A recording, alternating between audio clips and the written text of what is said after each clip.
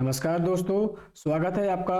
आज हम लोग history of physical education in Greece मतलब यूनान में शारीरिक शिक्षा का क्या इतिहास रहा है, इसके महत्वपूर्ण एमसीक्यू प्रश्नों को देखेंगे जो BA BSc first semester physical education, BPEd, MPEd, net JRF आदि सभी परीक्षाओं के लिए महत्वपूर्ण है।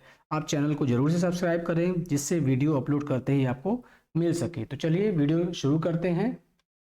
आज आपका पहला प्रश्न है, यूनान या ग्रीस के शारीरिक शिक्षा को कितने काल या पीरियड में बांटते हैं? ऑप्शन है ए 2, बी 3, सी 4 और डी 5। तो इसका सही उत्तर है आपका सी 4 काल या पीरियड में यूनान या ग्रीस की शारीरिक शिक्षा को बांटते हैं। वो कौन कौन से 4 काल हैं? पहला है होमर पीरियड, होमर काल। दूसरा है स्पार्टा पीरियड। तीसरा है अर्ली एथेंस पीरियड और चौथा है आपका लेटर एथेंस पीरियड।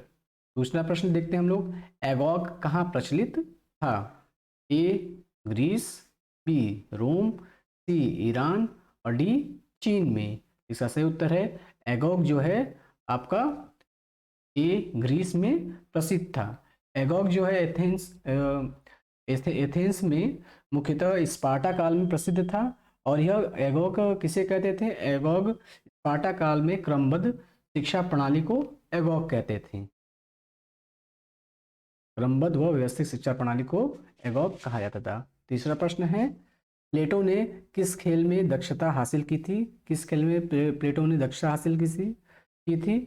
ए गोल्फ, बी मल्ल युद्ध या रेसलिंग, सी जूडो और डी तैराकी या स्विमिंग। का सही उत्तर है बी मल्ल युद्ध या रेसलिंग में प्लेटो ने दक्षता हासिल की थी। और प्राचीन ओलंपिक में प्लेटो ने ओलंपिक में भी पार्टिसिपेट किया था रेसलिंग में।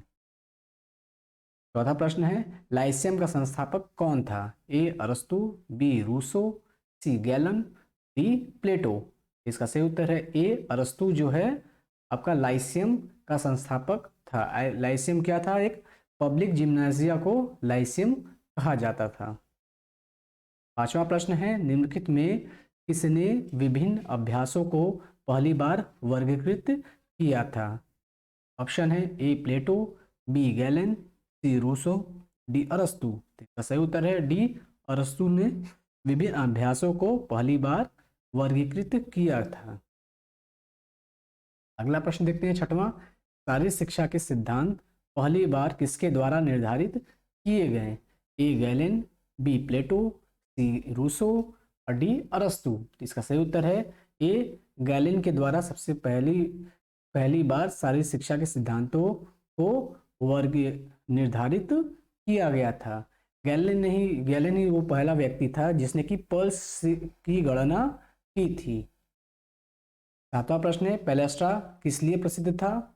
ए संगीत, बी व्याकरण, सी संगीत और व्याकरण दोनों और डी व्यायाम। तो पैलेस्ट्रा जो था डी व्यायाम के लिए प्रसिद्ध था। पैलेस्ट्रा क्या था? पूर्व एथेंस काल में व्यायामशाला को पैलेस्ट्रा कहते थे और जिसमें कुश्ती, मुक्केबाजी, जिम्नास्टिक्स आदि चीजें सिखाई जाती थी।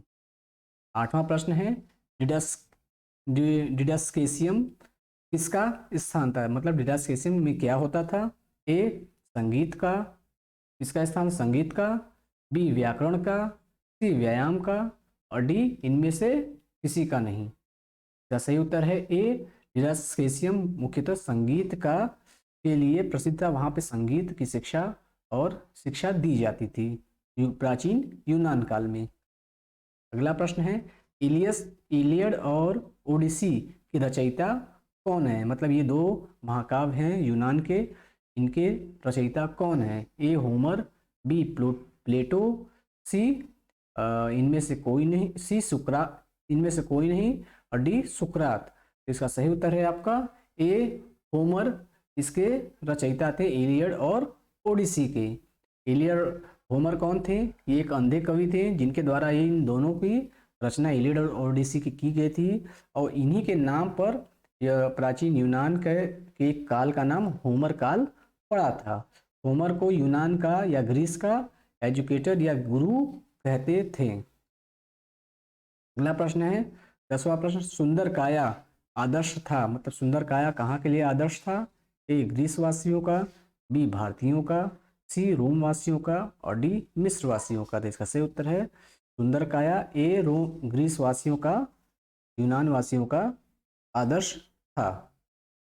11वां प्रश्न है किस नगर या राज्य ने शिक्षा के द्वारा योद्धाओं के प्रशिक्षण पर बल दिया। मतलब यूनान में कई राज्य बटे हुए थे, तो उसमें से किस किस राज्य किस नगर या राज्य का मुख्य जो शिक्षा का या प्रशिक्षण का उद्देश्य योद्धाओं का निर्माण करना था, इस तरीके से भी आता है। इसका ऑप्शन है पेकिंग, बी स्पार्टा, सी एथेंस, डी इन सभी ने। इसका सही उत्तर है आपका स्पार्टा। स्पार्टा के लोगों का मुख्य जो है प्रशिक्षण का या शारीरिक शिक्षा का उद्देश्य योद्धाओं का निर्माण करना था। 12वां प्रश्न है निम्नलिखित ग्रीक खेलों में धावन और डॉजिंग चकमा देने वाला खेल था, जिसमें कि रनिंग और डॉजिंग दोनों एक साथ मिक्स था। उसका नाम क्या था, किसमें शामिल था? यह दोनों रनिंग और डॉजिंग ये दोनों किस खेल में शामिल था? ए ट्राइगन, बी लूडी, बी हरपास्टम, डी काटाबास। तो इसका सही उत्तर है आपका ए ट्राइगन, जो एक प्रकार का खेल था जिसमें कि धावन या रनिंग और डॉजिंग दोनों शामिल था। 13वां प्रश्न है किस देश ने शारीरिक शिक्षा को स्वर्ण युग के रूप में महसूस किया। मतलब शारीरिक शिक्षा के स्वर्ण युग को किसने महसूस किया? ए रोम, बी ग्रीस, सी प्राचीन ग्रीस, बी जर्मनी, सी प्राचीन ग्रीस और डी संयुक्त राज्य अमेरिका या यूएसए। इसका सही उत्तर है प्राचीन ग्रीस ने शारीरिक शिक्षा के स्वर्ण युग को स्वर्ण युग के रूप में महसूस किया। अगला प्रश्न है 14वां प्राचीन ग्रीस में आकाश देवता स्काई गॉड किसे कहते थे? A Poseidon, B Apollo, C Zeus, D इनमें से कोई नहीं। तो इसका सही उत्तर है अपोलो को जो है आपका आकाश का देवता कहा जाता था। 15वां प्रश्न है आपका प्राचीन ग्रीस में समुद्र का देवता किसे कहते थे या कौन था? A Poseidon, B Apollo, C Zeus, D इनमें से कोई नहीं। इसका सही उत्तर है ए पोसाइडन को आपका समुद्र का देवता प्राचीन ग्रीस में कहा जाता था। अगला प्रश्न है 16वां ग्रीस में डिस्कोज होती थी। मतलब डिस्कोज का क्या अर्थ होता था? ए फेंकने की चीज, बी खेलने की चीज, सी खाने की चीज, खेलना मतलब पुश करने की चीज, सी खाने की चीज, डी खेलने की चीज। इसका सही उत्तर है आपका ए फेंकने की चीज को थ्रोइंग ऑब्जेक्ट्स को डिस्कोज कहा जाता था। 17वां प्रश्न है प्राचीन ग्रीस में अपोलो थे ए समुद्र का देवता, बी आरोग्यकारी देवता, सी अग्नि का देवता और डी जल का देवता है। तो इसका सही उत्तर है बी आरोग्यकारी देवता कहा जाता था प्राचीन ग्रीस में अपोलो को। 18वां प्रश्न है ग्रीस वासियों का मुख्य व्यवसाय क्या था? ए कृषि, बी खेलकूद, सी संगीत, डी इनमें से सभी। इसका सही उत्तर है ए कृषि जो है आपका ग्रीस वासियों का मुख्य व्यवसाय था। 19वां प्रश्न नवजात दुर्बल शिशु को मरने के लिए माउंट टाइगेट्स पर कहाँ छोड़ दिया जाता था? मतलब किस काल में आपका यूनान में किसके समय पे माउंट टाइगेट्स पर छोड़ दिया जाता था ऐसे बच्चे जो कि दुर्बल पैदा होते थे? ए ऑप्शन है आपके ए एथेंस, बी स्पार्टा, सी रोम, डी इनमें से कोई नहीं। तो इसका सही उत्तर है बी स्पार्टा। स्पार्टा काल में जब कोई बच्चा शिशु का जन्म होता था तो वहाँ पे एक मेडिकल इंस्पेक्शन किया जाता था। उसके लिए मेडिकल इंस्पेक्टर आते थे, मेडिकल इंस्पेक्शन उस बच्चे करते थे। अगर वो बच्चा कमज़ोर होता था या उसके अंग कोई टेढ़े मेढ़े पाए जाते थे तो उनको इस पर्वत से फेंक करके मार दिया जाता था, क्योंकि वहाँ पे मुख्य उनका उद्देश्य था सैनिकों को बनाना या सोल्जर्स को बनाना। तो ऐसे लोग जो कि शारीरिक रूप से विकलांग हैं या कमज़ोर हैं तो वो सोल्जर बनने के योग्य उनको नहीं माना जाता था और उनको इस पर्वत से फेंक करके मार दिया जाता था। अगला प्रश्न देखते हैं हम लोग।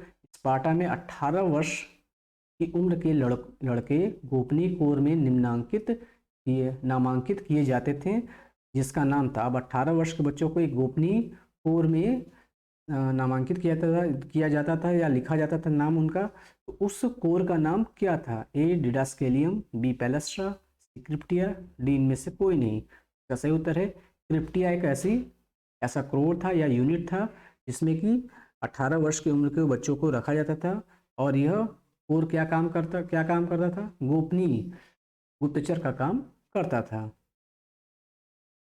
इसवा प्रश्न देखते हैं लोग, स्पार्टा में खेल कूद के मैदान को क्या कहा जाता था?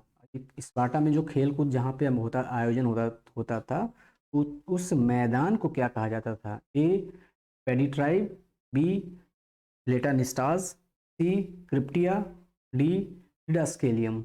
इसका सही उत्तर है बी प्लेटिनिस्टास जो है आपके खेल कूद के मैदान को कहा जाता था, और वो भी किस काल में? स्पार्टा काल में। अगला प्रश्न है 22वां, स्पार्टा में गेंद के शिक्षक क्या कहलाते थे? ए पेडागॉग, बी इफेबॉय, सी स्फेरिस्ट, डी स्पार्टन्स। इसका सही उत्तर है स्फेरिस्ट। जो शिक्षक गेंद के द्वारा, बॉल के द्वारा शारीरिक शिक्षा सिखाते थे, उनको स्फेरिस्ट कहा जाता था। 23वां प्रश्न, प्राचीन ग्रीस में धनुर्विद्या के शिक्षक क्या कहे जाते थे? मतलब जो शिक्षक धनुर्विद्या या आर्चरी या तीरंदाजी सिखाते थे, तो उन शिक्षकों को क्या कहा जाता था? ए स्फेरिस्ट, बी पेडेट्राइव, सी इंक्सेसिया, डी टॉक्सोटोस। तो इसका सही उत्तर है आपका डी टॉक्सोटोस कहा जाता था उस शिक्षक को, और जो इसका ट्रेनिंग जो आर्चरी सीखते थे उनको टॉक्सोफिली कहा जाता था। 24वां प्रश्न है ग्रीसवासी किस पर विशेष बल देते थे? ए व्यक्तिवाद, बी प्रकृतिवाद, सी व्यवसायवाद, और डी इनमें से कोई नहीं। तो इसका सही उत्तर है डी इनमें से कोई नहीं। 25वां प्रश्न है ग्रीस में अपोलो देवता के प्रसिद्ध पवित्र स्थल पर कौन सा आदर्श वाक्य लिखा हुआ था? ए मेडन अगेन, सी सीटियस एलिटियस फोर्टियस, बी सदा अग्रसर, डी इनमें से कोई नहीं। तो इसका सही उत्तर है ए मेडन अगेन लिखा हुआ था। ये ग्रीस के अपोलो देवता के पवित्र स्थल पर यह आदर्श वाक्य लिखा हुआ था, मेडन अगेन। इस प्रकार हम लोग ने कुछ महत्वपूर्ण प्रश्नों को, जो कि आपका प्राचीन ग्रीस के इतिहास, साहित्य शिक्षा के इतिहास से संबंधित था। उम्मीद है आपको वीडियो पसंद आया होगा। आप चैनल को सब्सक्राइब करिए, वीडियो को शेयर करिए, लाइक करिए। बहुत बहुत धन्यवाद।